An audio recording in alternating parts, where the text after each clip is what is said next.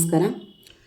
ಒಬ್ಬ ಗುರು ತನ್ನ ಶಿಷ್ಯಂದಿರ ಜೊತೆ ತೀರ್ಥಕ್ಷೇತ್ರಗಳನ್ನ ಸಂದರ್ಶನ ಮಾಡ್ತಾ ಹೋಗ್ತಿರ್ತಾನೆ. ಹಾಗೆ ಆ ಗುರು ಶಿಷ್ಯರಿಬ್ಬರು ಸಂದರ್ಶನ ಮಾಡ್ತಾ ಮಾಡ್ತಾ ಗಂಗಾ ನದಿ ತೀರಕ್ಕೆ ಹೋಗ್ತಾರೆ, ಪುಣ್ಯ ಸ್ನಾನ ಮಾಡಲಿಕ್ಕೆ ಅಂತ. ಅಲ್ಲಿ ಒಂದಷ್ಟು ಜನ ಸ್ನಾನ ಮಾಡ್ತಾ ಇರ್ತಾರೆ. ಹಾಗೆಯೇ ಒಂದು ಕುಟುಂಬ ಅಲ್ಲಿ ಸ್ನಾನ ಮಾಡ್ತಾ ಇರುತ್ತೆ. ಅವರು ಮಾತಾಡ್ತಾನೆ ಇದ್ದಕ್ಕಿದ್ದಂಗೆ ಜೋರು ಜಗಳ ಶುರುವಾಗ್ಬಿಡುತ್ತೆ.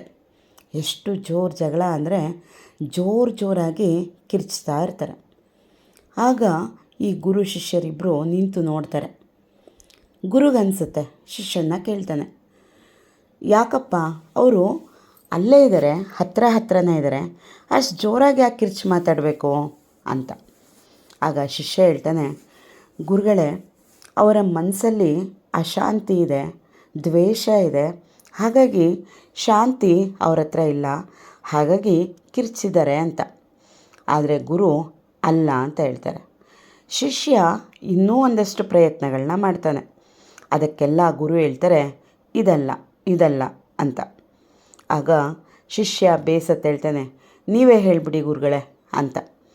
ಆಗ ಗುರು ಹೇಳ್ತಾರೆ, ಯಾಕೆ ಅಂದರೆ ಅವರಿಬ್ಬರು ಜಗಳ ಆಡ್ತಾ ತಮ್ಮ ಮನಸ್ಸುಗಳನ್ನ ದೂರ ಮಾಡ್ಕೊಂಬಿಟ್ಟಿದ್ದಾರೆ.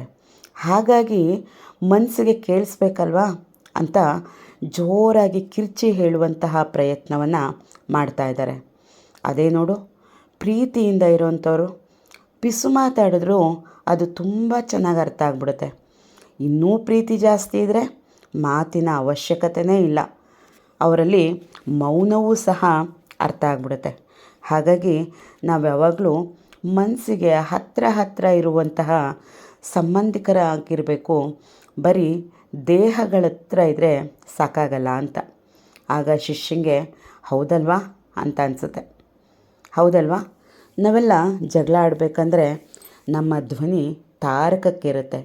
ಯಾಕಂದರೆ ನಾವು ಯಾರ ಜೊತೆ ಜಗಳ ಮಾಡ್ತಾ ಇರ್ತೀವಿ ಅವರ ಮನಸ್ಸು ನಮ್ಮಿಂದ ದೂರ ಆಗಿರುತ್ತೆ.